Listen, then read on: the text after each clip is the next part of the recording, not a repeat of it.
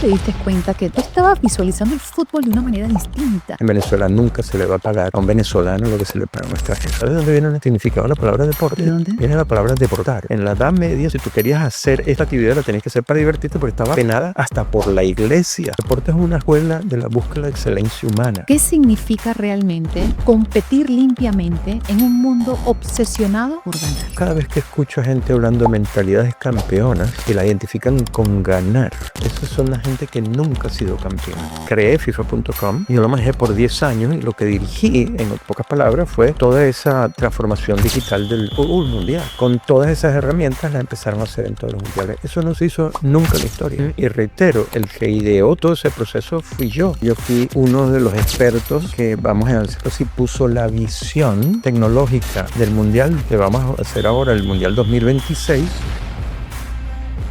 Hoy nos acompaña un hombre que ayudó a cambiar para siempre la manera en que el fútbol se comunica con el mundo. Mucho antes de las redes sociales, del streaming y de la inteligencia artificial, Cheche Vidal ya hablaba del futuro digital del deporte. Fue futbolista profesional, representó a la selección vinotinto, participó en los Juegos Olímpicos y llegó a ser considerado uno de los talentos más prometedores del fútbol venezolano. Pero su historia apenas comienza ahí. A los 32 años, formó parte del liderazgo tecnológico de USA 94, considerado el primer mundial digitalizado de la historia.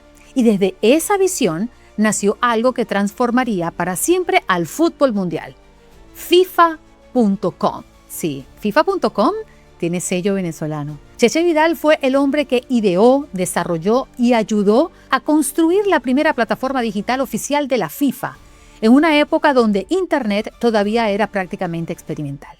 Y hay algo impresionante. Mientras la mayoría veía solamente partidos, él ya se preguntaba cómo podría lucir el futuro digital para el fútbol. Hoy, décadas después, sigue hablando del futuro, de inteligencia artificial, ética, competición, que no es lo mismo que competencia, y de cómo la tecnología puede transformar el deporte sin quitarle el alma. Esta no es una conversación sobre fútbol, es una conversación sobre visión, evolución y sobre cómo una idea adelantada a su tiempo puede terminar cambiando una industria global. Y recuerda suscribirte a nuestro canal de YouTube, The GOAT Podcast. Dale a la campanita para que te recordemos cuando tenemos episodios nuevos. Este episodio es presentado por Squad, la plataforma que transforma la gestión de academias deportivas. Si diriges una academia y te abruman los registros, pagos y organización, Squad lo soluciona en un solo lugar. Menos caos, más deporte. Venme Legal, abogados de inmigración, visas, asilo, residencia y ciudadanía. Transformamos vidas, logramos sueños. Contáctanos, venmelegal.com.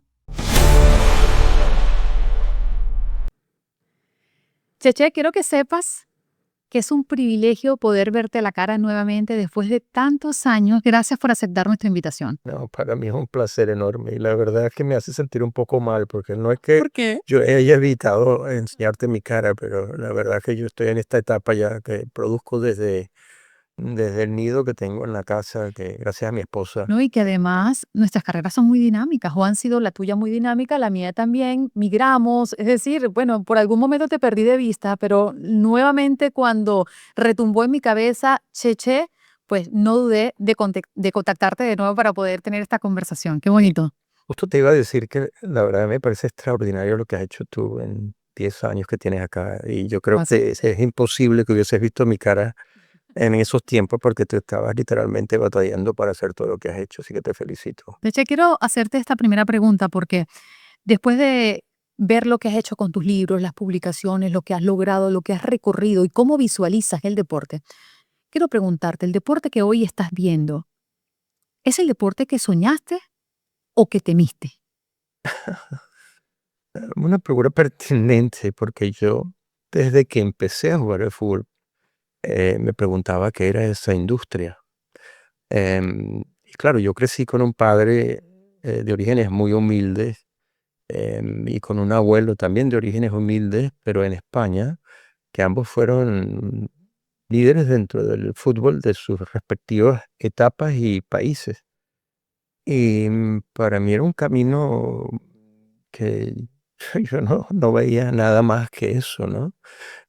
Pero quería entenderlo porque yo crecí, como te decía, con papá y con el abuelo que hicieron un camino de fútbol amateur, donde el fútbol se hacía por el placer de hacerlo. Cuando yo le dije a mi padre a los 17 años que iba a jugar fútbol profesional, lo único que hizo fue recordarme que nunca jugó por dinero a eso. Eh, entonces yo me vi en unas circunstancias bastante diferentes. Obviamente yo crecí desde los 14 años siendo miembro de las selecciones de Venezuela en todas sus categorías. Fui quizás el único de mi generación en hacer eso. Llegar a los 18 años y ser nombrado futbolista del año, atleta juvenil del año, nominado atleta del año. Fue uno de los primeros futbolistas en hacerlo. Y preguntarte, ok, esto va a ser tu carrera por el resto de tu vida. ¿Y qué es esa industria? Y bueno, terminar entendiendo que en Venezuela en esa época era imposible. Yo le digo a la gente que yo hago lo que hago hoy porque yo quería ser futbolista en Venezuela y eso hubiese sido como ser astronauta en Zimbabue en aquella época, ¿no? Entonces el fútbol a mí me llevó a tratar de entender, a crear y a hacerse la vida uno con lo que puede, muy al estilo de lo que estás haciendo tú. Y a tratar de emprender o a entender lo que era la industria del deporte. Yo inclusive hice un posgrado que me llevó, yo soy ingeniero mecánico además en la Universidad de Boston y después hice un posgrado en tecnologías deportivas y biomecánica. Em, y tomé muchos cursos que tenían que ver para entenderlo. Tomé, por ejemplo, la teoría del juego y yo decía, la teoría del juego, ¿tú sabes lo que es pararse en una cancha con 100.000 personas pitándote, aplaudiendo y que te digan que tú estás jugando? Ese es, no lo entiendo. Entonces, fueron años de mucho estudio, luego trabajando como vicepresidente del Mundial y luego eh, inventando cada cosa, por ejemplo, de la Asociación de Futbolistas de Venezuela hasta la Asociación de Minorías de la Federación Norteamericana del Fútbol, tratando de entender de qué se trataba la industria hasta que eh, eso todo me llevó a escribir este libro, La competición limpia, que saqué hace año y medio Sí. y que hoy, gracias a Dios, está en la librería del Comité Olímpico Internacional, que es uno de los máximos honores que puede tener un libro que haya publicado uno, donde doy em, mi visión de lo que es esa industria. Mm. Y para terminar contestándote tu pregunta, yo creo que la industria en que estamos hoy es exactamente la industria que hoy en día entiendo, pero que creo que el mundo necesita aprender el término fundamental para entenderla, que es la palabra competición. O sea, para mí la industria del deporte que vivimos es la industria de la competición deportiva. Mm. Pero nosotros en Latinoamérica nos robaron la palabra competición, utilizamos la palabra competencia. Entonces, ¿cómo vamos a entender lo que es esa industria cuando no entendemos lo que es el término fundamental y el sistema del cual se genera toda la industria? Y luego el hecho de que nosotros tenemos que verla no solamente como una escuela para la formación física y mental del individuo, sino también ética. Y por eso hoy día estoy trabajando con el Comité Internacional de Juegos Olímpicos, que es una institución, es como la institución deportiva en el mundo que se encarga de esa dimensión ética, para tratar de promoverlo y cada vez lanzarlo más. Y Cheche, muchas personas hoy te recuerdan por eso tan extraordinario que hiciste gracias al fútbol y la digitalización. De eso hemos hablado mucho fuera de esta conversación en el podcast. Pero en los años 90 fuiste tú el que ideó y fue el responsable de que existiera FIFA.com. A mí me gustaría que después de hacer un recorrido bien rápido por tu experiencia como futbolista, porque me lo has dicho, soy un futbolista y siempre lo seré. De allí nace la pasión por todo lo que he hecho. Am, ¿Cómo llegó ese momento? ¿Cómo es que Cheche visualizaba el fútbol mucho más allá de lo que cualquiera de nosotros podríamos ver en el presente? Bueno, yo creo que se relaciona con lo que me acabas de preguntar anteriormente, o sea, la necesidad. Yo le digo a la gente, el que inventó, el que, vamos a llamarlo así, creó FIFA.com es el mismo que estaba tratando de jugar fútbol en Venezuela, conquistando el máximo reconocimiento y entendiendo que no había futuro. Mm. Eso me hizo ver al futuro, me hizo tratar de entender, crecer, estudiar lo máximo posible Y bueno, llegué a ser ingeniero y tuve la suerte, después de tener otra suerte, pero yo la verdad que la primera gran suerte que tuve en mi carrera profesional fue trabajar al lado de una persona como Richard Lapchick, en el Centro para el Estudio del Deporte en Sociedad. Richard Lapchick es considerado hoy en día como una de las personas más importantes del fútbol del deporte en Estados Unidos, considerado como la conciencia racial del deporte en Estados Unidos. Pero mientras trabajaba con él haciendo la parte tecnológica, fui invitado a formar parte del comité organizador del Mundial de Estados Unidos. Y yo fui uno de los primeros empleados y me dieron la, la oportunidad de ser la persona que diseñó, envisionó, vamos a llamarlo así, diseñó, vendió, porque me tocó vender todos los sponsors. Yo tuve que vender alrededor entre 35 a 40 millones de dólares en sponsors para poder entonces ejecutar toda esa visión, ejecutar la visión e implementarla. Y poca gente entiende, porque esto es algo que no se conoce ni siquiera en Estados Unidos, y estoy haciendo ese esfuerzo yo por otras razones. Pero el Mundial de Estados Unidos fue exitosísimo desde el punto de vista organizacional. Y una de las razones fue porque la tecnología fue un hito desde el punto de vista de su implementación. Fue el primer mundial digital.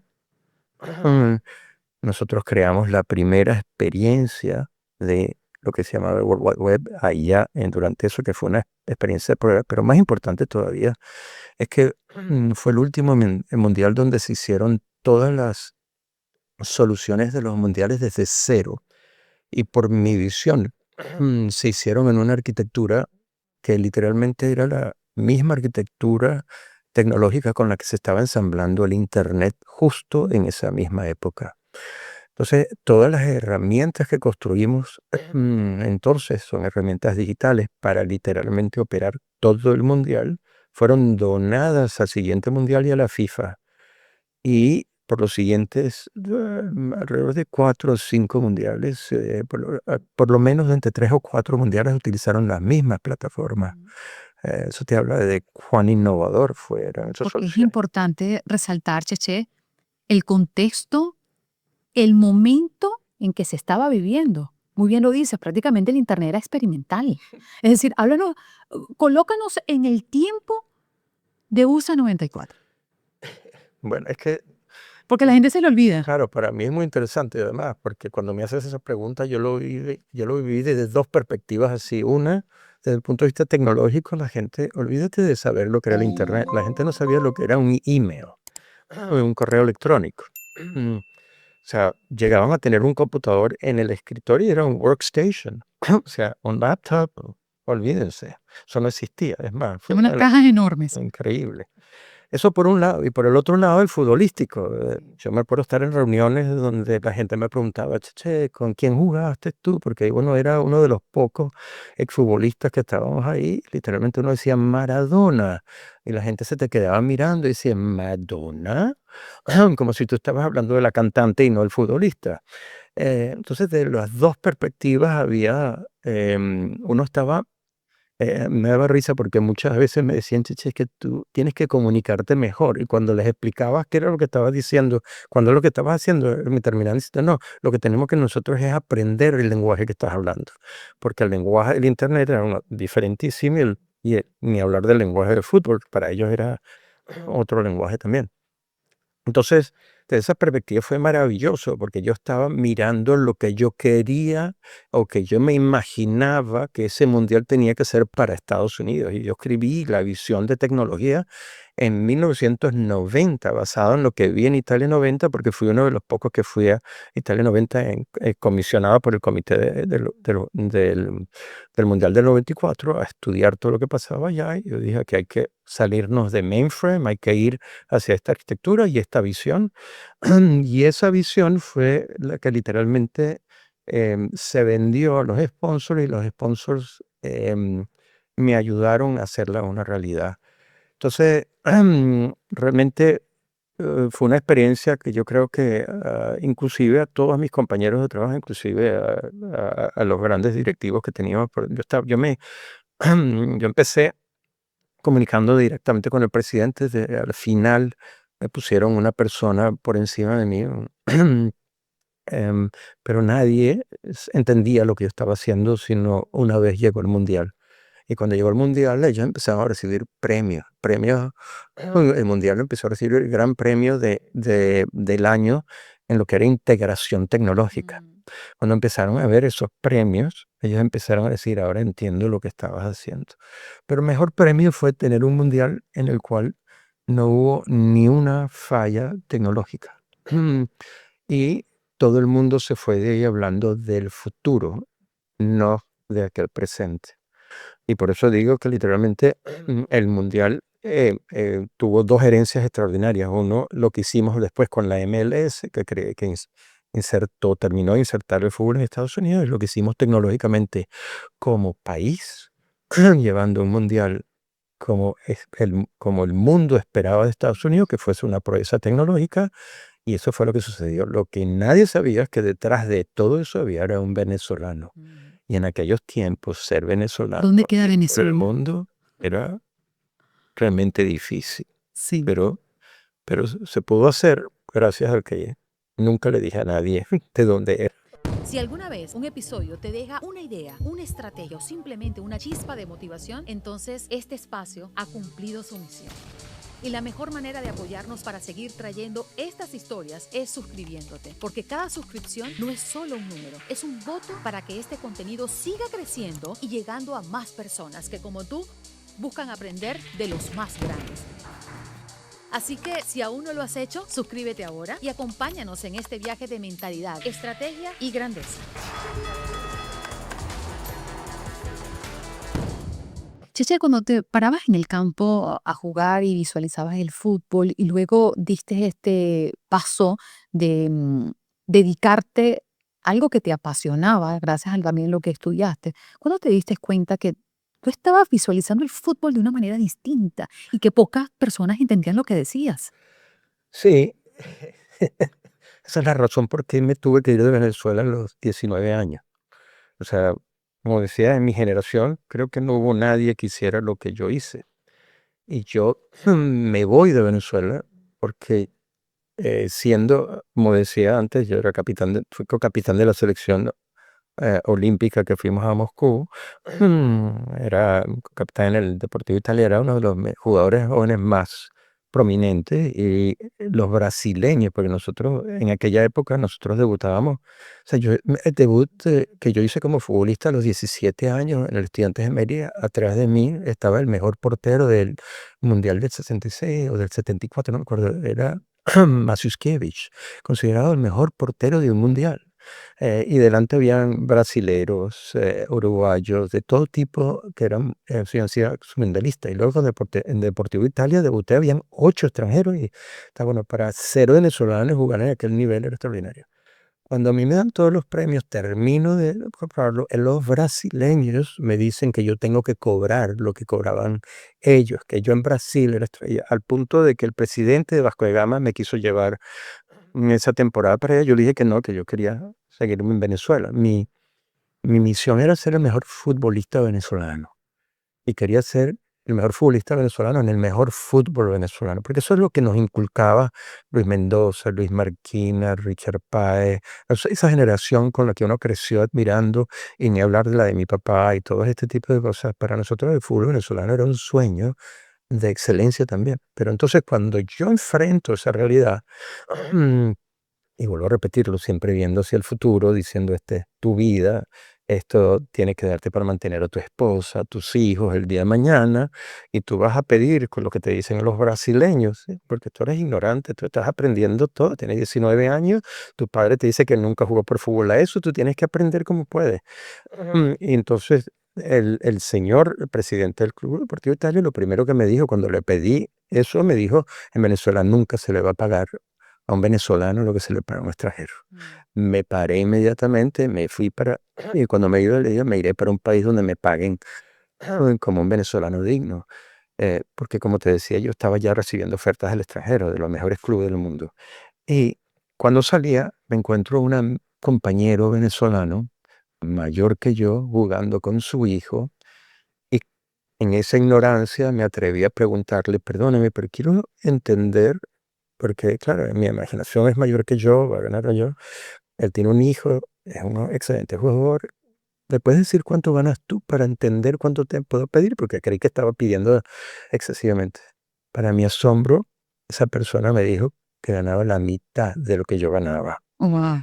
Y ahí me di cuenta que si yo quería jugar en Venezuela, tenía que ayudar al fútbol venezolano a ser más digno para los venezolanos. Y ahí fue donde determiné que me tenía que ir del país. Lo que pasa es que confundí a todo el mundo cuando en vez de agarrar una de las ofertas que me estaban haciendo los grandes clubes por el mundo, me fui a una universidad en Boston que me daba una beca por más o menos el mismo dinero que me pagaba Venezuela como profesional, pero me ayudaba a estudiar, porque ni hablar lo que viví yo en la Simón Bolívar, porque así como estaba duro jugando futbolista, yo me gradué con 16,7 de promedio en bachillerato, entré a una de las mejores universidades. A ver, Cheche, ¿y ese sueño que tuviste sobre el fútbol venezolano en algún momento se acercó a una realidad? Déjame terminar esta otra parte y te voy a responder esto. Que me da Yo curiosidad. iba a la universidad, sí, yo iba a la universidad, 50 estudiantes, como ya me reconocían públicamente, el profesor se paraba y me decía de frente de toda la, pero si tengo a Pelé. Entonces te gritaba al frente de todos, sépanse que aquí no se viene a jugar fútbol. Imagínate lo que es si tú lo que querías es seguir estudiando. O sea, te penaban por ser jugador. Porque o estudiabas o no jugabas. O sea, te señalaban como poco inteligente si jugabas Literalmente. pelota.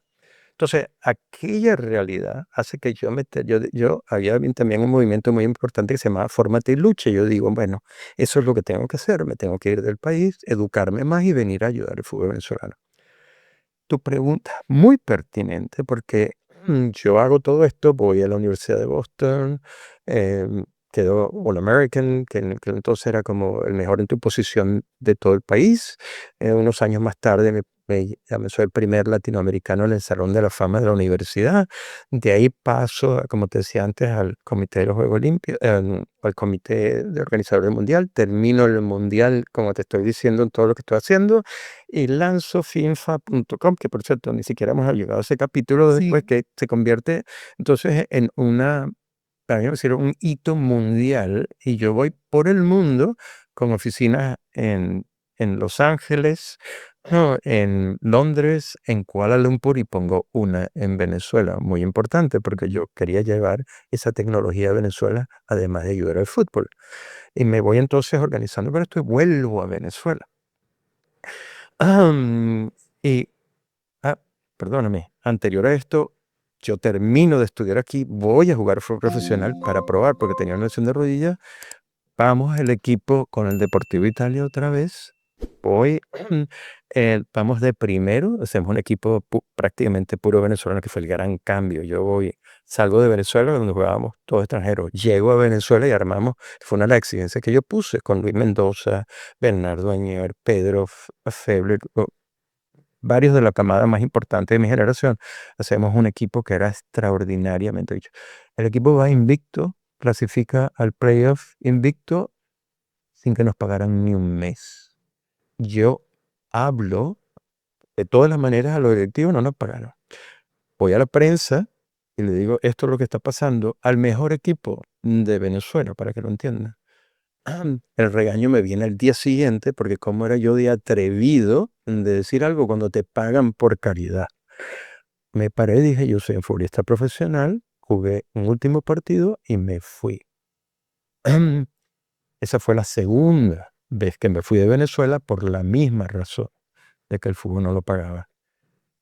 Pasa todo lo que te estaba diciendo, vuelvo a Venezuela y bueno, eso ya me llevo todas estas inversiones ya como empresario y también me hicieron la vida imposible y tuve que salir de Venezuela hace ya 10 años y desde hace 10 años estoy haciendo uno de los grandes, lo que yo creo que es el gran proyecto de mi vida, que es una plataforma que hace todo lo que yo hice de FIFA.com para cualquier organización deportiva y la recrea a todo ese ecosistema en una plataforma que se convierte en una red social, la primera que es una red social, porque el deporte es una red social nativa. Entonces yo la estoy digitalizando para poder literalmente llevarle lo más importante. La gente habla de tecnologías como el AI, cuando ignoran que la verdadera economía de la tecnología son las redes sociales.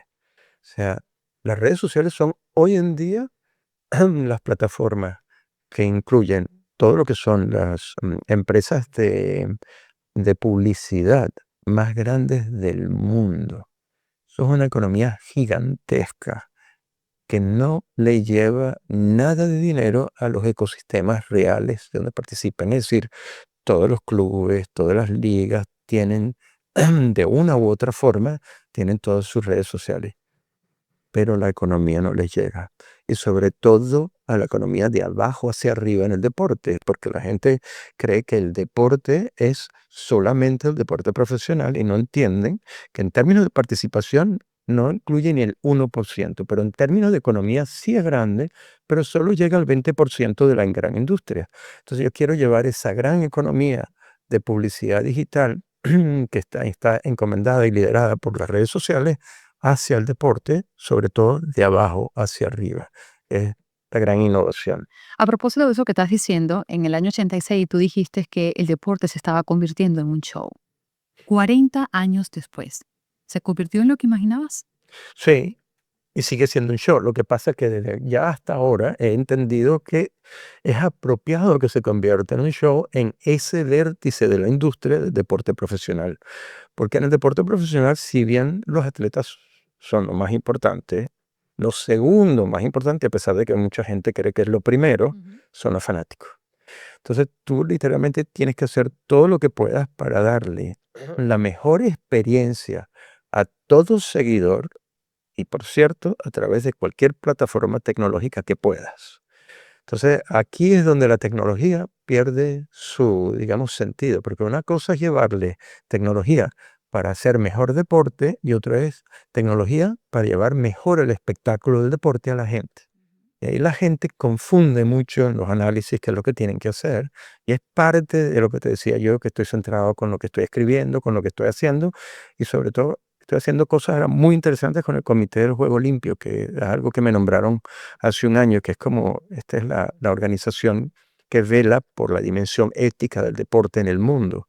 Y ahí estamos haciendo unas cosas que son tan innovadoras como las que estamos hablando antes. Es oportuno preguntarte ahora, ¿el deporte moderno existe para crear mejores seres humanos o para crear mejor espectáculo o entretenimiento? Esa es otra pregunta extraordinaria, porque el deporte, esto es lo maravilloso de haber puesto este libro y tiene que ver con tu pregunta original. O sea, para mí, ¿qué es el deporte? Aprender lo que era el deporte, su misión en este mundo en el que vivimos. Y aprender cuando la entiendes desde su definición más elemental y desde su sistema fundacional, que es la competición. Ujú. Cuando empiezas a estudiar la historia, entiendes que esa asociación humana que se define como la asociación humana para medir, comparar, clasificar y comparar actuaciones humanas en la búsqueda de la excelencia humana, típicamente hoy día en tres dimensiones, la física, la mental y la ética. También tenía una cuarta que era la académica cuando se originó. ¿Cuándo se originó? Hoy día decimos que el origen de esto que llamamos deporte, que por cierto le pusimos una palabra que no tiene nada que ver con la actividad, porque ¿sabes de dónde viene el significado de la palabra ¿De deporte? dónde? Viene la palabra deportar, porque en la Edad Media, porque nosotros perdimos esto, en la Edad Media, si tú querías hacer esta actividad, la tenías que hacer para divertirte porque estaba penada hasta por la iglesia. Entonces tú tenías que salir de la ciudad, y al salir de la ciudad era decir, tú tienes que deportarte, tienes que salir a hacer esto. Deportare, los franceses le crearon, fueron, digamos, malformando esa palabra hasta llamarla disport. Disport es la que tomaron los anglosajones y pusieron de disport pasó a sport, Ujú.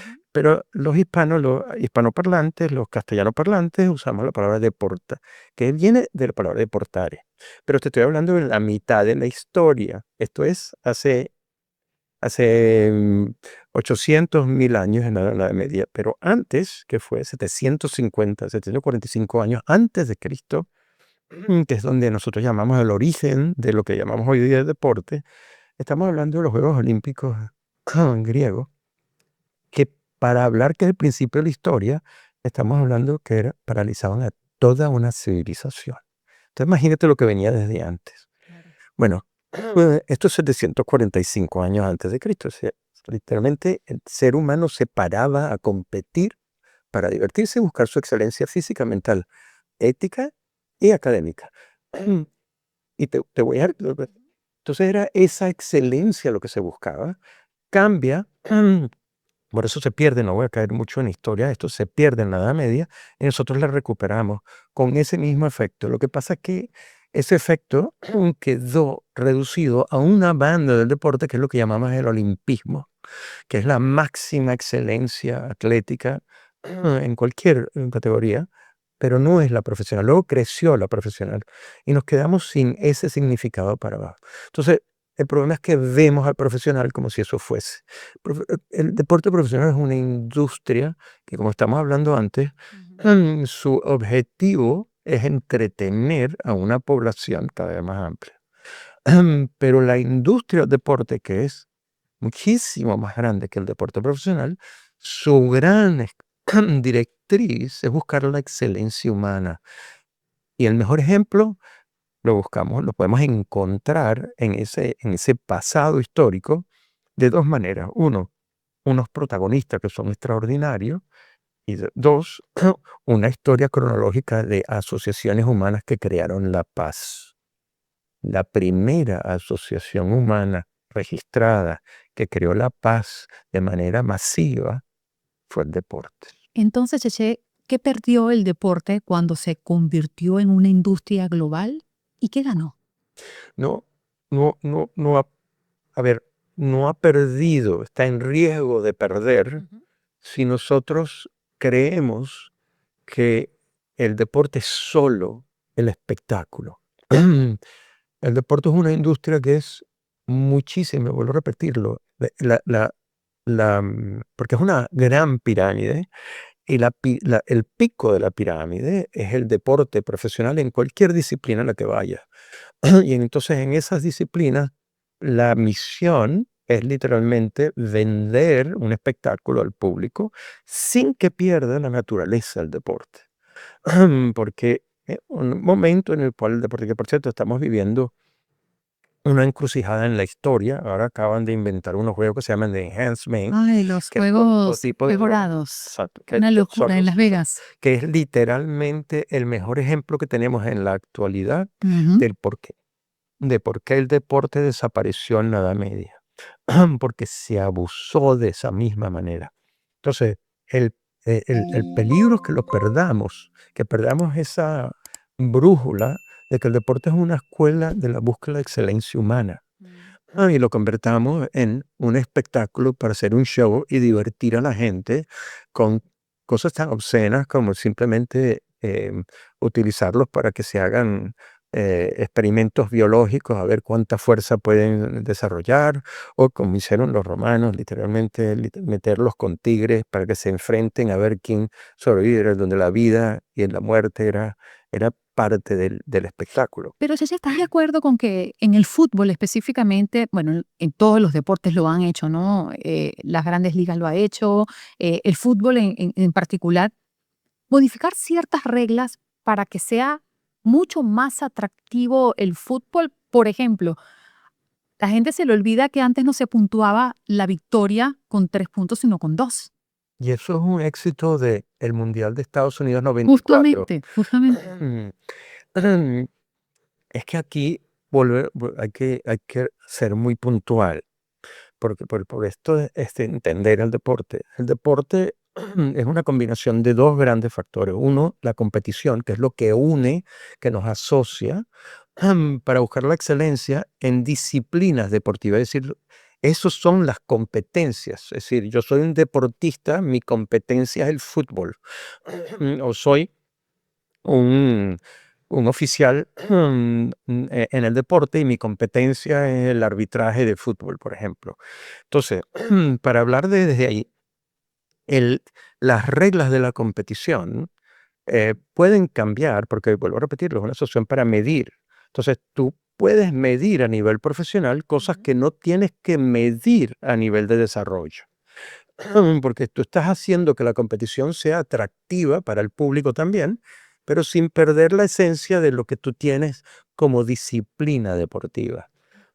Porque en el momento en que tú dices, cambiamos las reglas, vamos a permitir que se ponga una mano aquí, a pesar de que se llama fútbol, entonces estás creando otro nuevo deporte como el fútbol americano.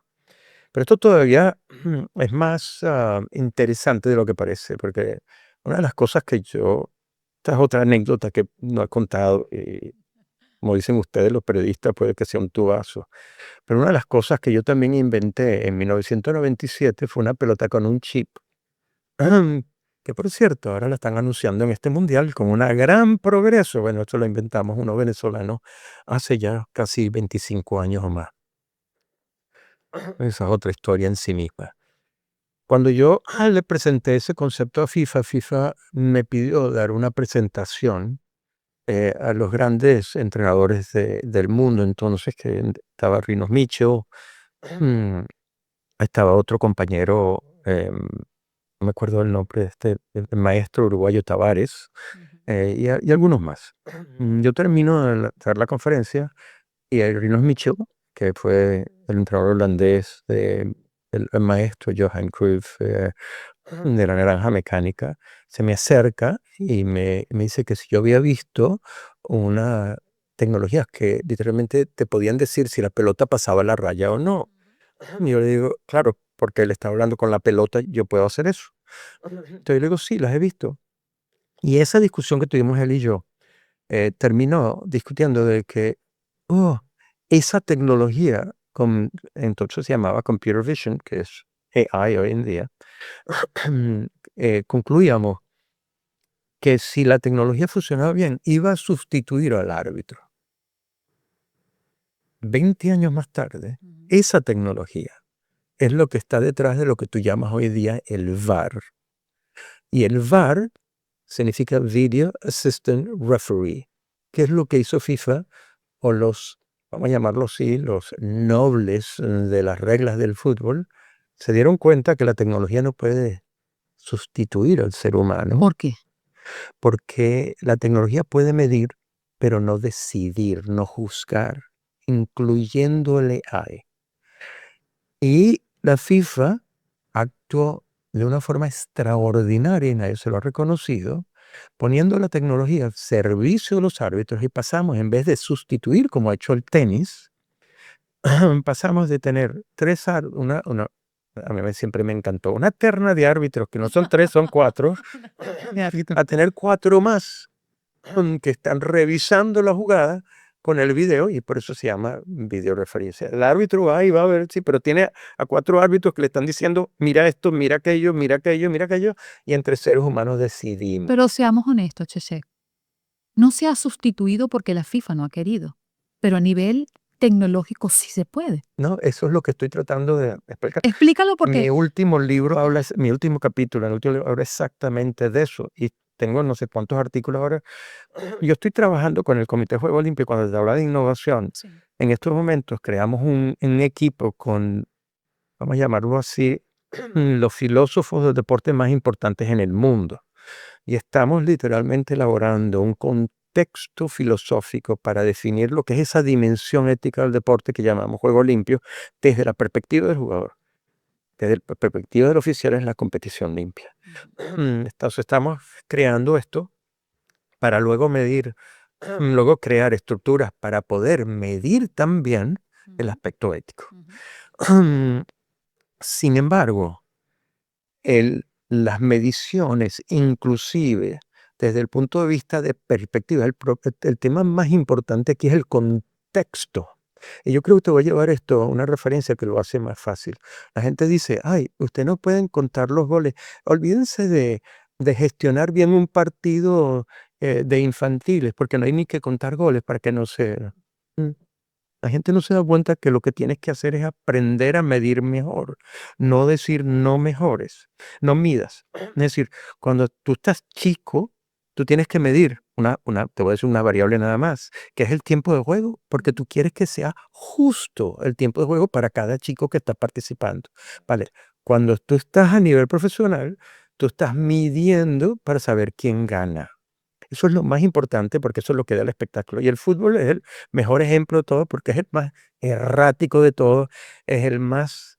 em, porque hay mucho subjetivismo en el fútbol, ¿sabes? No, no hay nada como pararse en un estadio de fútbol con fanáticos de un lado y el otro, el partido termina 1-1, pero si le preguntas a cualquiera de los fanáticos, el equipo este fue el que mereció ganar, no, el que mereció ganar el otro, porque las mediciones ya terminan sin importar. O un juego que terminó 0-0, pero fue muy divertido. Exacto. Entonces, este componente es lo que lo hace más humano. Entonces, hablar de que la tecnología puede anular un gol, sí, pero el contexto de anular ese gol puede que anule esa decisión, porque pasó un foul justo un instante antes de la jugada donde la tecnología está midiendo. Eso no lo puede medir la tecnología. Mañana con AI lo va a hacer un poquito más aproximado.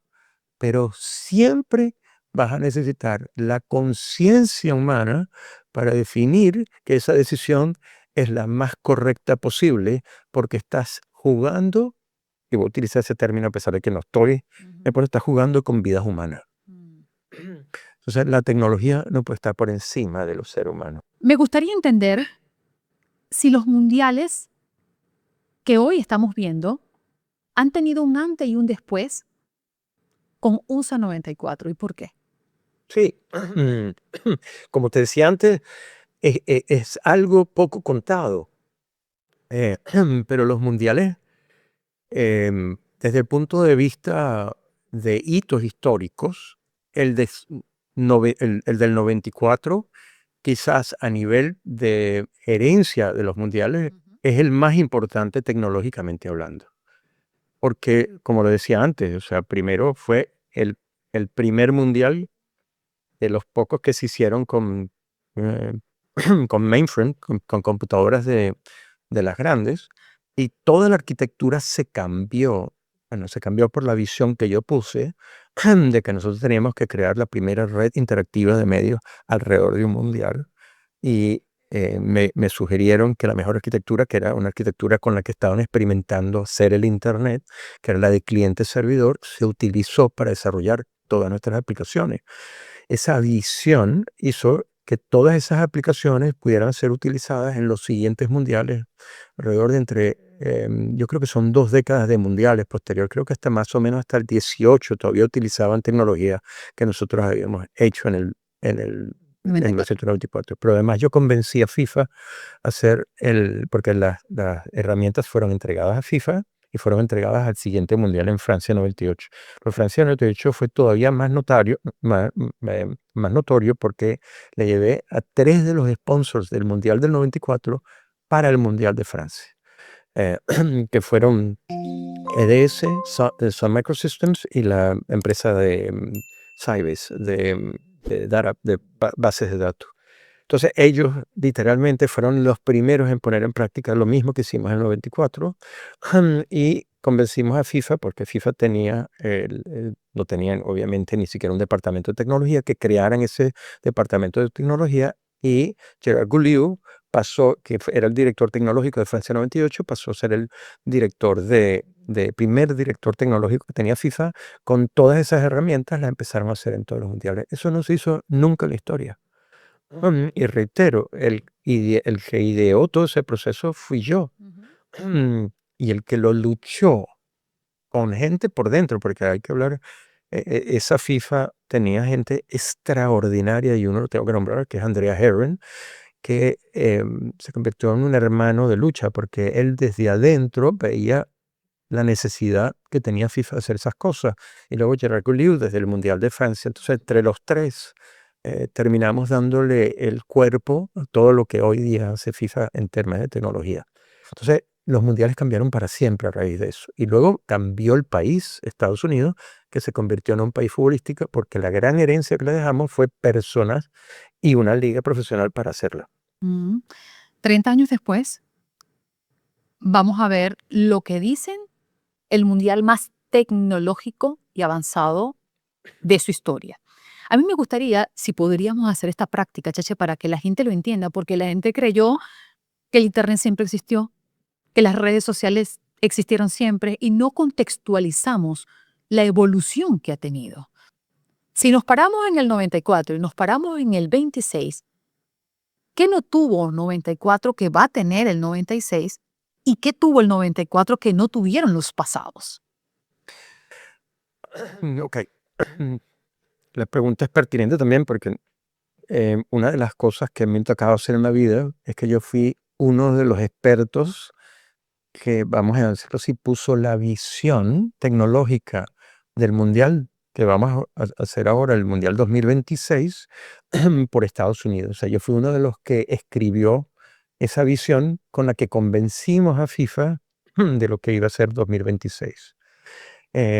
Entonces, desde el punto de vista de 2024-2026, es que 2024 fue el comienzo de la transformación digital. Y lo que estamos hablando es que empezamos con todo lo que es la generación de datos. Se empezó a generar de manera automatizada. Primero se sistematizó, automatizada, y luego se iba digitalizando poco a poco.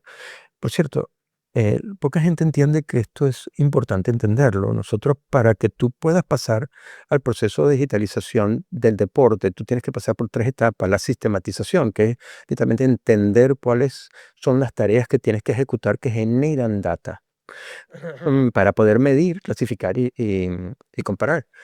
Entonces, la sistematización es donde se genera. La automatización es donde es las tareas que lo generan. La automatización es lo que genera eso de manera masiva. Y luego la digitalización obtienes no solamente datos de contenidos digitales, sino además digitalizas a la población. Esto último que estamos hablando es el efecto de las redes sociales. Entonces, lo que tú tienes hoy en día que no tenías en el 2024 era que no tenía, primero, no había data digitalizada, empezamos a hacerlos ahí, por lo tanto, este mundial puedes argumentar lo que es el bisnieto, el tataranieto del mundial desde el punto de vista de datos. Pero desde el punto de vista de población, tú tienes identificado no sé cuántos seguidores a través de tu podcast, sabes quiénes son, sabes dónde están, sabes cómo contactarlos. Bueno, esto es lo que ha pasado con este proceso de digitalización también de usuarios. Entonces, lo grande que tú tienes hoy en día es que tienes toda la data, que obviamente ha crecido porque antes empezabas con la web, pero lo que también tienes todo lo que es la transmisión electrónica de efectos, tanto televisivo como radio, como todo eso ha pasado cada vez más a estos canales digitales que obviamente le llegan tú sabes a dónde llegan. Entonces, creo que y esto es algo que la gente no ve, es que el fenómeno que vamos a vivir nosotros ahora es que cada paquetito de datos digitalizados le está llegando a una persona que sabes a quién le llega, sabes por qué le está llegando y sabes cómo quieres que le llegue, porque además tenemos ahora una tecnología, literalmente que es la tecnología de inteligencia artificial, que te ayuda ya a entregar esa data como ese usuario lo pide, cómo lo quiere, etcétera. Entonces, cada vez esa experiencia Customizado está más completamente. personalizada. Pero esto está ocurriendo a nivel del espectáculo, mientras que a nivel de la base, tú todavía no sabes dónde se genera la data, cómo se genera la data. Y ahí viene todo lo que hablaba anteriormente, la necesidad de instalar competiciones, entender todo este tipo de cosas para que se genere cada vez mejor data. Entonces, yo le digo a la gente que tienen que entender, hoy en día todo esto que estamos hablando del mundial, de todo va a ser digital, todos estos jugadores tienen una vida que no contaban hace 30 años gente como nosotros, porque todos estos jugadores tienen su data digitalizada. Cada jugada que hacen, cada movimiento, todo está digitalizado. Entonces ellos ya tienen una vida digital también si quieren, ¿vale? Eso es lo que está empezando a pasar y por eso yo estoy haciendo esta otra plataforma. Eso le va a pasar a la vida de cualquier deportista del día de mañana, porque toda su data se va a digitalizar poco a poco y van a tener el chance de tener vidas profesionales tanto en el mundo físico como en el mundo digital. Entonces, este mundial, para terminarte ahí, es el primer mundial donde tú vas a poder ver que esta vida de todos estos deportistas que tú estás viendo está en forma digital y ellos pueden tener su vida digital pasado este mundial lo que viene. Eso es lo más evidente. Amén del hecho de que también toda la población que los está viendo, ellos van a saber quiénes son, hace cosas que era imposible saber antes. Tú le puedes llegar a, o sea, un tipo como Messi o Cristiano Ronaldo tienen millones de usuarios, pero saben quiénes son esos usuarios. Por cierto, saben cuántos no son usuarios. Es decir, saben cuántos son creaciones digitales, porque eso es la otra que pasa todavía. Por eso ese proceso de digitalización va todavía de falta de crecer. Sí, que tú quieres digitalizar a la población real, no a todos estos bots que existen hoy en día, que la gente ni siquiera lo entiende y crean tendencias. Bueno, todo eso es donde está cambiando. Estamos literalmente a las puertas de un mundo digital que va a ser otra dimensión de la vida de todo ser humano. La verdad es que USA 94 dejó tantas cosas en la digitalización, en los avances, todo lo que nos has descrito hasta ahora, Cheche, pero a mucha gente que se le olvida que la MLS se constituyó, se terminó de impulsar y de crear gracias a USA 94. Claro. Vamos a hablar un poquito de esa historia porque a mí me parece fascinante y bueno, la evolución. ¿Cómo has visto la evolución de la MLS? Sí, y para mí es con lo que te decía al principio, que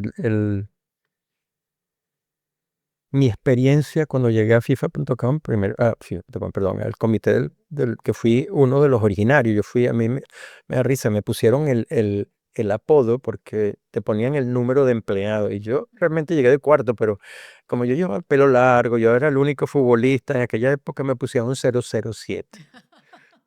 Sí, era así como decir, ¿no? Eso era para echar broma. Entonces, la experiencia que uno tuvo de entonces, uno era hablar dos idiomas, era todo lo que te hablaba de tecnología, que nadie lo entendía mucho, y luego hablar de fútbol, que nadie lo conocía.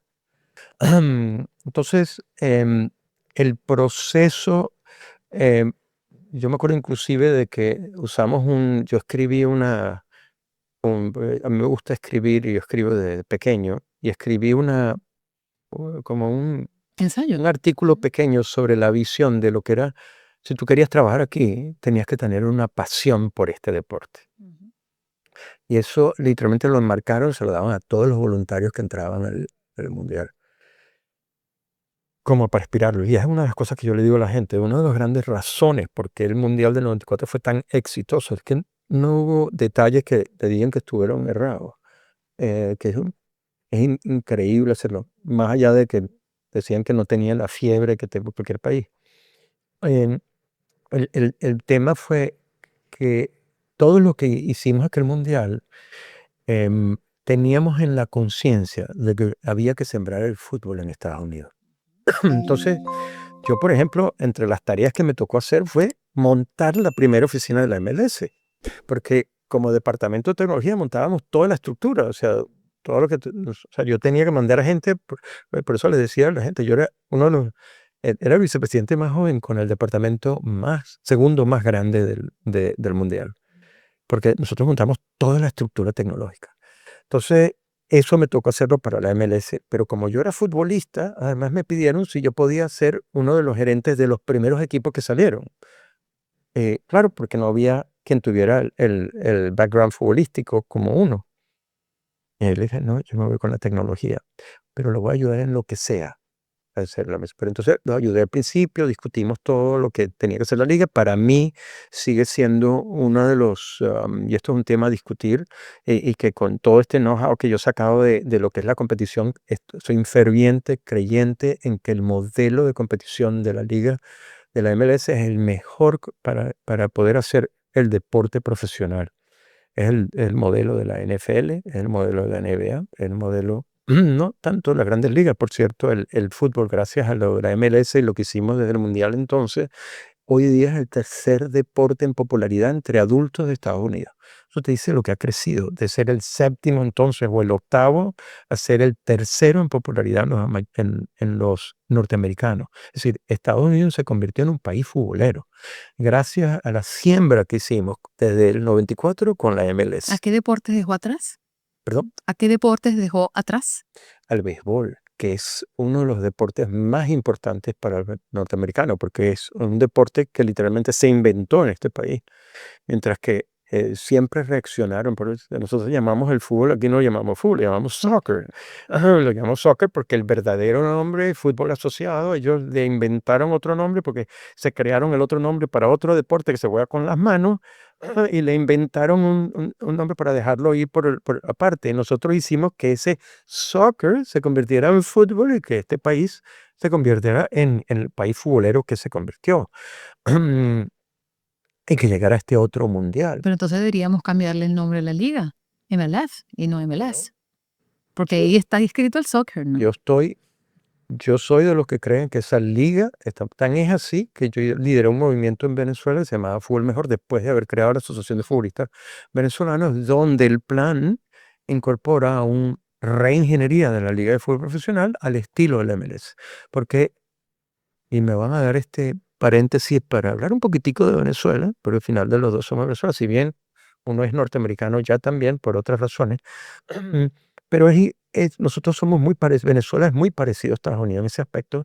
Tiene el gran ejemplo del deporte profesional en Venezuela es el béisbol, que es una liga de literalmente 3 meses, pero que está incrustada en otra del fútbol, que es el béisbol, la liga profesional. Por cierto, tengo un artículo sobre eso, que es virtuosísimo lo que hace las ligas de verano gracias a las grandes ligas norteamericanas. Pero lo que decía era que el fútbol tiene que aprender a seguir ese modelo en el mundo, porque el fútbol europeo hoy en día, desde el punto de vista financiero, desde el punto de vista de su economía, es realmente un sistema anacrónico. O sea, la última gran coincidencia de huelgas en el deporte profesional entre Europa y Estados Unidos fue hace no, pero 5 años, que la Liga de Fútbol Profesional Española se paró porque la segunda división, todos los jugadores salieron a reclamar que no ganaban nada de dinero, no les pagaban. Totalmente justo. ¿Vale? Al mismo tiempo se paralizó la NBA, se trató de paralizar a la NBA, liderado por un exjugador, Michael Jordan. ¿Por qué estaba parando Michael Jordan a la NBA? Porque estaba diciendo que los dueños de equipo no ganaban lo suficiente, es decir, ganaban menos que los jugadores. Imagínate lo que es esa coincidencia de modelos de negocio, donde aquí el dueño dice, este es mi negocio y no estoy ganando lo que tengo que ganar porque el jugador gana más, y aquí estoy hablando de una división donde están explotando todos los jugadores. ¿Dónde está el futuro? ¿En este modelo o en este modelo?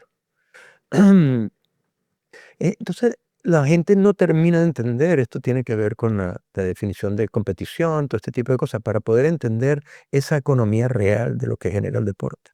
Y bueno, esto es otro tema que no te quiero... A ver, porque- ¿ibas a continuar con otra idea allí? Bueno, no, porque literalmente estamos hablando de la gente quiere mejorar la economía del deporte y no entienden ni siquiera la definición de competición. Que es una competición abierta, que es una competición cerrada. ¿Por qué la competición abierta es más importante o menos importante que la cerrada? Entonces, todas estas terminologías son cosas que uno examina en el libro y que está esperando poder conversar con gente como tú para ayudar al mejor entendimiento de lo que es la industria moderna del deporte. Cheche, la expansión a 48 selecciones que vamos a presenciar en este 2026 responde más al crecimiento del fútbol o al crecimiento del negocio del fútbol. La pregunta es muy pertinente. La respuesta es el segundo. El, el mundial es la caja. No, chica, la caja gigante de la FIFA. FIFA empezó como un ente regulador del deporte, el que cuidaba las reglas, el que inventaba las reglas, el que cuidaba la actividad, pero que se dio cuenta, el poder del deporte es ese, pero la economía del deporte es otra. Su sostenibilidad se la da el ser el dueño de la competición.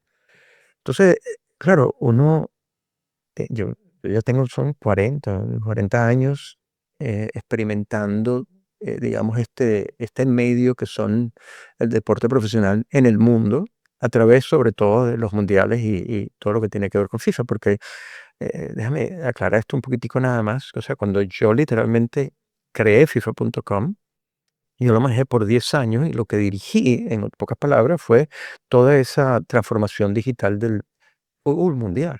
O sea, literalmente, prácticamente FIFA, Conmebol, Asia, y luego clubes como el Barcelona, el Manchester United se hicieron desde mi empresa. Yo iba por el mundo dirigiendo estas cosas, pero metido o sea, yo fui vicepresidente del Mundial de aquí, pero fui, como te dije antes, comisionado del Mundial de Italia, y luego fui director de media porque dirigía FIFA en el Mundial de Francia, y luego en el de Corea y Japón, hasta que dije, no puedo, no quiero seguir estas cosas más. Entonces, siempre he estado metido ahí y tratar de entender, vuelvo a tu primera pregunta, cómo es que funciona todo este sistema.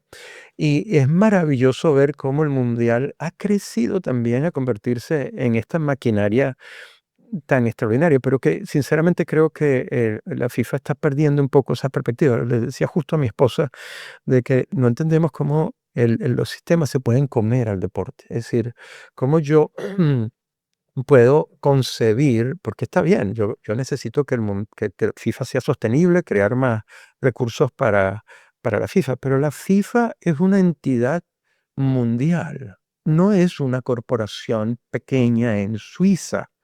Entonces, la distribución de estas ganancias, porque no entienden, vuelvo a ir al mismo tipo, cómo es que la competición es lo que genera el negocio también y cómo hacerlo. Y Estados Unidos tiene un gran modelo que lo están tratando de copiar hace tiempo en el fútbol, en la NFL y en varias ligas. Luego tienes el deporte universitario, es extraordinario lo que se hace. Cuando lo empiezas a entender, entiendes que es un sistema extraordinario de competiciones que está creado para crear riqueza en cualquier lugar del país. Y eso es lo que puede hacer la FIFA con el fútbol. Sin embargo, están concentrando el poder en ellos y entonces están creando, y a mí me parece que es un defecto que tiene este mundial, es un torneo más grande, más amplio, pero luego en vez de literalmente usarlo para inyectar más fiebre, para hacerse querer más por el país en el que están, lo que terminan haciendo es una operación de extracción con una operación de boletería extraordinariamente extractiva. Es decir, mientras más dólares pueda sacarle un boleto, mejor para la FIFA. Ellos argumentan que si es mejor para la FIFA, es mejor para el fútbol. Yo eso lo puedo discutir porque yo creo sinceramente que ganando un poco menos por cada boleto, pero inyectando en cada esquina de México, Estados Unidos y Canadá mayor amor, mayor entendimiento de cómo tú haces sostenibles las competiciones de fútbol menor, de mayor, etcétera. Si tú logras hacer eso, la economía del fútbol se fortalece a la N, no solo la de FIFA. Entonces, a mí me parece que en ese aspecto, nosotros, obviamente, está creciendo esta estructura corporativa que llamamos la FIFA, pero de falta, digamos, ese entendimiento a nivel de sistema mundial para nutrir a todas las esquinas del mundo. Y por cierto, que sea justo con todos los participantes, porque esto es tan desagradable vivir eso. Nosotros hicimos la primera base de datos de Estados Unidos en la comunidad de fútbol para poder hacerle llegar personalizados ofertas de boletos que fueran accesibles para ellos. Imagínate el empeño que hicimos en el 94 por nutrir a toda la población Pero ese futbolística. empeño ya no existe. ¿Perdón? Ese mismo empeño ya no existe. No. Ahora lo que existe es una estrategia de cómo le saco más dinero a cada boleto sin importarme quién lo compra. O sea, que el fútbol, al menos visto desde el Mundial, No, ¿quién pague más? exacto. Eso solo tiene que ver, vuelvo a repetirlo, con las aspiraciones de una corporación, no las aspiraciones de un sistema Sí, deportivo que quiere comprendo. es cultivar y proteger al deporte per se y multiplicarlo en interés. O sea, eso es el gran peligro que tiene este mundial para mí. Cheche, formaste parte de la digitalización. Ahora, ¿cuál es el gran avance, ya pensando en el futuro, que aún no estamos viendo? Bueno, y cuando empezaste esta pregunta diciendo si formé parte de la digitalización, yo te decía anteriormente que no, todavía yo estoy en ese proceso. Mi lucha hoy en día es lograr hacer el proceso de digitalización como es debido, porque hemos hecho sistematización, hemos hecho algunas automatizaciones, pero el proceso de digitalización de datos, como te decía antes, está cada vez más avanzada, sobre todo con lo que viene de ahí, pero el proceso de digitalización está muy escaso. Y cuando hablo de proceso de digitalización es que la data está digitalizada, pero los usuarios no. Entonces, todo lo que te estoy diciendo sobre con respecto a lo que estaba hablando antes de FIFA es, no sabemos cómo llevarle la mejor información y em, los mejores beneficios posibles a cada usuario del deporte. Entonces, eso viene a través del proceso de digitalización. La gente habla de AI. Sí, yo te puedo hablar también de AI media hora, pero la gente no termina de comprender que la economía número uno del mundo la tienen las redes sociales. ¿Por qué? Porque las redes sociales sí saben quiénes son sus usuarios. Entonces, si tú sabes quiénes son tus usuarios, tú puedes dirigir mejor las publicidades y tú puedes entonces nutrir mejor a todos esos ecosistemas. Vale, el deporte no tiene digitalizado a nadie. Tenemos registrado a gente y luego no sabes ni siquiera cómo les va. Si tú quieres ver mi carrera deportiva, que he estado toda mi vida en el deporte, no lo vas a encontrar lo encuentras aquí la historia de los olímpicos, la encuentras en el Comité Olímpico, la historia de FIFA, la encuentras en esta, la Federación Venezolana no tiene nada. Los otros no tienen esto, pero bueno, los chicos que están creciendo hoy, ellos son nativos del mundo digital y van a querer su vida data y su data lo van a querer todo en la mano. Ni hablar de los fanáticos, que por cierto, la mayoría de las grandes innovaciones tecnológicas en el fútbol vienen por donde, conozca a sus fanáticos. Pero y conociendo el deporte, ¿por qué no vamos a conocer a quienes hacen el deporte, quiénes son las posibles glorias del mañana y darle el mejor ambiente posible para que crezcan, por cierto, que es una cosa muy bonita que se relaciona con tu podcast, que es lo que los griegos llamaban el agonismo, ese espíritu de lucha por progresar y buscar la excelencia. Ese espíritu de lucha sin un contexto que te dé lo que te tiene que dar para que tú literalmente te incentives a luchar por tu excelencia. Sin ese contexto, pierdes todo el material humano. Y volvemos a lo de AI, la importancia de que la AI solo mide, o la tecnología solo mide, pero el ser humano es el que decide y el que conscientemente puede juzgar. Entonces, desde esa perspectiva, nosotros todavía estamos en una etapa de digitalización de esta población y estructurar un contexto para que sea justo y que nos inspire la excelencia a todo. Entonces, todavía estamos a mediados de hacer en la parte Entonces, con digital. eso me estás respondiendo la pregunta que ese sería el paso para la próxima gran transformación que veremos. Sí, pero es que esto, el mundial debería ser el gatillo que lo iniciara, porque no nos podemos quedar con que la televisión, la radio y esto literalmente cada vez conoce mejor la digitalización del usuario de ustedes, que es literalmente el espectador. Pero estamos hablando que si el futbolista de mañana no le damos ese contexto desde que nace en el mundo digital de manera debida, lo que vamos a hacer es destruirlo en el crecimiento. No vas a tener a qué atletas vas a tener el día de mañana. Van a terminar perdidos en el mundo, porque literalmente el mundo digital, si no los nutre para que sigan buscando esta vida, pues, y estamos hablando de los atletas, pero ni hablar de los árbitros y de los jueces, o sea, que literalmente, que como estamos hablando, van a decidir las computadoras, van a decidir esto por los niños y todo este tipo de cosas. No, entonces todo este aspecto de la digitalización se tiene que llevar tanto desde el punto de vista tecnológico como desde el punto de vista ético de la manera correcta. Y todavía nos falta mucho para llegar ahí. ¿Qué te preocupa del futuro del deporte y qué te emociona? Que todo lo que está pasando, desde el punto de vista de tecnología, el ser humano, estos juegos que están inventando, que se pierda la noción de que el deporte per se, que es la competición deportiva, es esa industria basada en ese sistema que llamamos competición para medir, clasificar y comparar actuaciones en 3 dimensiones del ser humano, la física, la mental y la ética, se pierda porque literalmente no entienden que sin ética no hay lo demás. Nosotros perdimos por 1000 años esta industria. 1000 años desde el principio del cristianismo hasta los finales de la Edad Media, porque se perdió lo que era la brújula ética en la humanidad. Cuando la empezamos a recuperar, empezamos a traer esta actividad. Y esta actividad es literalmente el área más importante es donde creces éticamente. O sea, cuando los griegos lo hicieron, se lo dedicaban cada actuación a los dioses, porque consideraban que esos seres que llegaban a la máxima excelencia eran lo más cerca que había a un dios. Y lo que nosotros tenemos hoy en día son seres que literalmente van creciendo cada vez más, buscando esa excelencia física, mental y ética desde chiquitos en esta actividad para poder lograr cada vez mejores ciudadanos. Y la gente tiene que entender que eso es el 80% de la industria.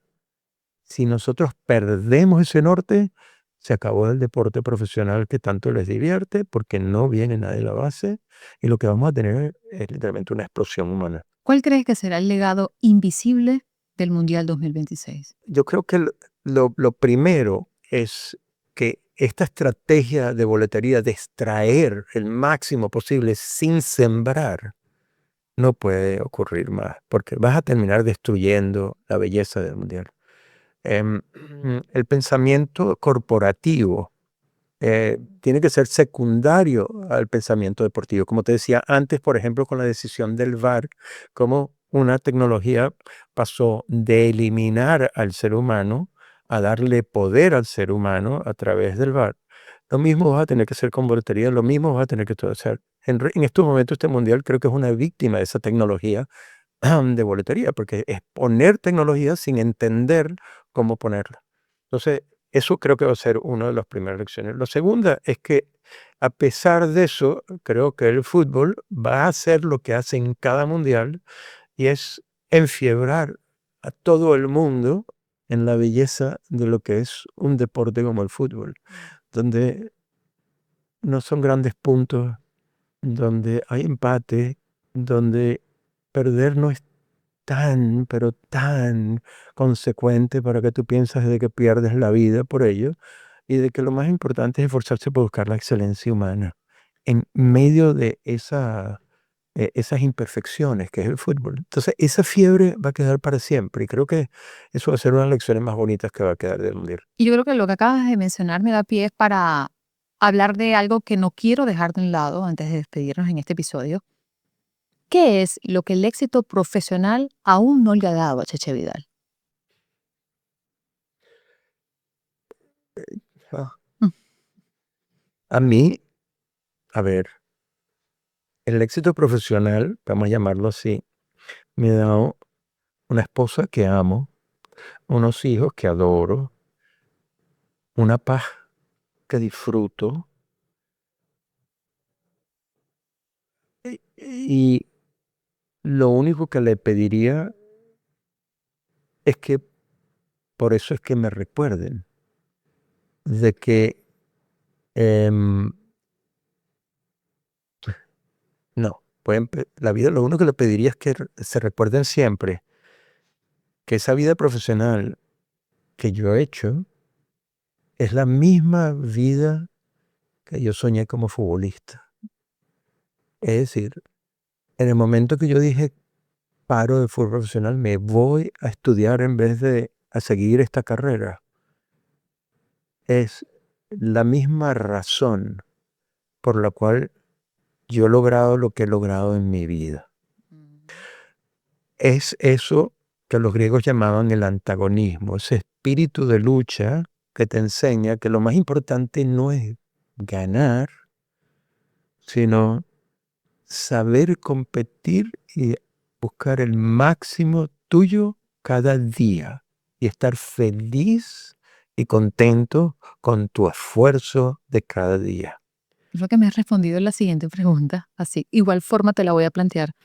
porque me parece muy interesante, porque detrás de un hombre que ha trabajado tanto por el fútbol, que ha trabajado tanto por lo que cree, por su convicción, te quería preguntar, observando tantos años el fútbol, ¿qué de eso te ha dejado para tu vida personal? Y creo que un poco de eso me lo has respondido. Sí, yo solo le sumaría dos cosas. Ujú, Que yo tenía una vida que ha luchado por el fútbol en dos países. ujú, Eh, en uno se ve más claro que en el otro. En Estados Unidos, uno es padre del nuevo país futbolístico y está en libros, hasta, o sea, uno está reconocido en el país por ello. Y en el otro país, que es ese país que me vio crecer y que me dio tanto, ¿verdad? Pero una de las cosas más difíciles de explicarle a la gente es que yo crecí amando al venezolano porque yo me sentía amado por el venezolano, hasta que me tocó conquistar el tope. Conquistar el tope me sentí totalmente despreciado por el venezolano. En la universidad, en el fútbol profesional, y luego ni hablar de volver después por el país. Pero sin embargo, a mí me queda la esperanza de que eso que uno sembró en aquel país y lo que está cosechando en este país y en el mundo, porque también lo que estamos haciendo hoy en día, creo que el día de mañana van a haber cosas que estoy haciendo hoy que creo que son para mí las más extraordinarias que he podido hacer en la vida, pueden dar fruto. Pero yo creo que lo que me queda de Venezuela es la esperanza, mientras que de lo que yo he hecho en Estados Unidos es la gratitud de estar ahí. Y eso creo que es lo mejor que puedo pedir. ¿Cuál es el precio de pensar distinto? Un periodista hace años me dijo: "Che, a ti nunca te han dicho que tú eres como un salmón". Y yo, pero quedo mirando, me dije: "Nunca me han llamado pescado como me estás llamando tú". Y él me dice: "No, es que parece que tú vives nadando contra la corriente". Creo que el precio de, mm, eh, el precio de pensar distinto, yo no diría ni se pensar distinto, es que yo creo que yo yo tengo una forma de pensar que piensa en el mañana constantemente. Yo, cuando decidí que me tenía que ir fuera en Venezuela, es porque literalmente decidí que ese futuro me iba a maltratar la vida. Entonces yo tenía que buscar algo que me enriqueciera la vida en el futuro. Entonces, desde esa perspectiva, el precio para mí es que la vida es dura, de que cada día que tú te levantas, o sea, yo te puedo hablar de que todos estos éxitos que la gente puede ver en mi vida han sido todos contra obstáculos gigantescos. Em, y entonces el precio de pensar distinto es que literalmente estás todo el tiempo enfrentado con un gran obstáculo que tienes que aprender a vencer y termina siendo una satisfacción. ¿Te sientes más orgulloso de haber sido futbolista o de haber transformado el fútbol? Perdóname, hazme la pregunta otra vez. Si te sientes más orgulloso de haber sido futbolista o de haber transformado el fútbol. Ajá. Es que la verdad yo me sigo sintiendo futbolista. Yo, cada vez que la gente me habla de FIFA.com, le digo: "Mira, soy un futbolista". Te voy a decir una Ah, historia. eh, no sé qué, yo, eso lo hizo el mismo futbolista, es el mismo futbolista que se fue de Venezuela a los 19 años porque quería ser. Entonces, em, yo quisiera transformar el fútbol venezolano en algo más digno para todos los chicos que juegan, que escogen ese deporte como profesión o como entretenimiento y crecimiento y escuela de la vida. Em, y yo creo un poco frustrante ver que Venezuela, pero bueno, ya esto tiene que ver ya como Venezuela como país, no, que no hemos podido ver ningún tipo de, de, de evolución, pero yo estoy muy satisfecho con mi lucha. La haría de vuelta y me sentiría y bonito y orgulloso que me siento hoy en día tanto de lo que hice allá como lo que he hecho aquí, y que gracias a Dios la vida me ha dado satisfacciones para sentirme que el camino que uno escoge es uno visionario Y dos, es contribuyente, contribuye a los que vienen detrás de uno para que tengan una vida mejor. Eso es lo que me hace sentir más orgulloso. ¿Qué significa realmente competir limpiamente en un mundo obsesionado por ganar? Por ganar. Sí. Wow, esa es una pregunta profunda para muchas cosas. Cuando entendemos lo que es competir, entendemos que lo importante en la vida es dar el máximo de cada uno en cada esfuerzo. La búsqueda de la excelencia es eso, es el cúmulo de esfuerzos que hace uno en la vida. Y si uno ganara solamente, perdiera todos los días. Lo importante de aprender a competir es que tanto ganar como perder son simples medidas del nivel de tu esfuerzo. Entonces, lo más importante es el esfuerzo que tú haces. Yo cada vez que escucho a gente hablando de mentalidades campeonas y la identifican con ganar, esas son la gente que nunca ha sido campeón. Yo escribí un artículo donde hablo exactamente de los campeones, de cuántos partidos, cuántos puntos, cuántos promedios perdedores tienen. Pero lo que los hace grandiosos es que fueron los que nunca los detuvo nada y terminaron con cada esfuerzo demostrando que tenían más eficiencia que ninguno. Pero es ese reto de cada vez que pierdes. Y ese reto de entender que tú eres tan bueno como el último partido que jugaste y tienes que ser mejor en el próximo. Es decir, si tú quieres mirar al último partido de que ganaste, pues entonces para el próximo seguro vas a perder porque estás confiando de que eso va a suceder. Versus de ver al último partido, aunque hayas ganado, diciendo yo tengo que esforzarme por ser mejor el día de mañana. Al final del día es ese esfuerzo, cada segundo, cada minuto, que tiene que ser divertido.